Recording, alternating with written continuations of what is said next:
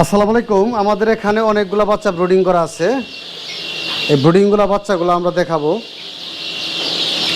যারা ব্রিডিং করা বাচ্চা নেবেন ভাবছেন তাদের জন্য আজকের এই ভিডিওটা। আমাদের কাছে কি পরিমাণ ব্রিডিং করা বাচ্চা আছে এই বিষয়ে আজকে কথা বলবো। আশা করি আমাদের সাথেই থাকবেন। আর যার যে কোনো পরিমাণ এই দেশি মুরগি বাচ্চা লাগবো আমাকে ফোন দেবেন। আমি মামুন, জামালপুর থেকে ইয়াসিন এগ্রো হ্যাচারি। ইনশাল্লাহ সাথে থাকুন, বিস্তারিত দেখানোর চেষ্টা করতেছি। এখানে দেখতেছেন এগুলো জিরো, দেখেন এগুলা কিন্তু জিরো, দেখছেন এগুলো একদিন বয়সের বাচ্চা। এই বাচ্চাগুলো আমাদের বিভিন্ন কাস্টমার আছে, এই কাস্টমারগুলা নিয়ে যাবে, তাদের জন্য আমরা রাখছি এই জিরো বাচ্চাগুলা।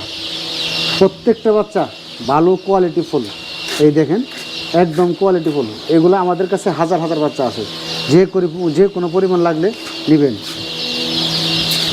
এখন আমি আপনাদের বলি, এই 100% পিওর দেশি মুরগির বাচ্চা নিতে চাইলে অবশ্যই আপনাকে চলে আসতে হবে ইয়াসিন এগ্রো হ্যাচারি, জামালপুরে। আর এখানে যেগুলো দেখতেছেন এগুলো বয়স 15 দিন। এই বাচ্চাগুলো, এগুলো বাচ্চার বয়স কিন্তু 15 দিন। এই 15 দিনের বাচ্চাগুলো আমরা কম দামে দিচ্ছি। যারা ব্রিডিং বোঝেন না তাদের জন্য আমরা 15 দিন বাচ্চাগুলো রেডি করে রাখছি, তারা নেবেন। এবং আমাদের আরও কিছু বাচ্চা আছে, এই বাচ্চাগুলোর বয়স 20 দিন, দেখছেন 20 দিন বয়স। এই 20 দিন বয়সের বাচ্চাগুলো আমরা ডেলিভারি করতেছি।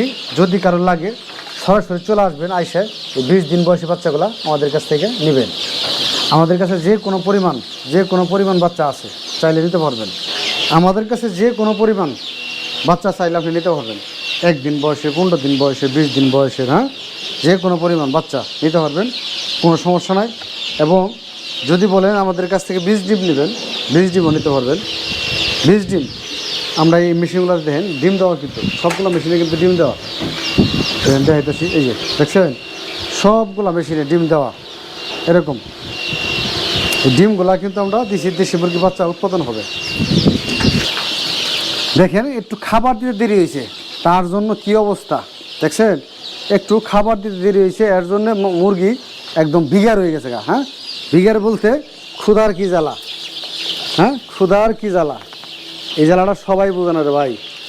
হ্যাঁ, মুরগি সবাই পালি আমরা, অনেক লোক আছে আমরা এগুলো অবহেলা অযত্ন করি। অবহেলা অযত্ন করলে মুরগি হবে না। মুরগিকে আলাদা যত্ন করতে হবে, টেক কেয়ার করতে হবে, তাহলে সে মুরগি পালা সম্ভব বা মুরগি হবে। দেখছেন মুরগি কীভাবে পানি খাচ্ছে। হ্যাঁ, আমরা কিন্তু অনেকে মুরগি পালি, কিন্তু মুরগির সঠিক যত্নটা কিন্তু বুঝি না। সঠিক যত্নটা মুরগির বুঝি না, সঠিক যত্ন করতে হবে।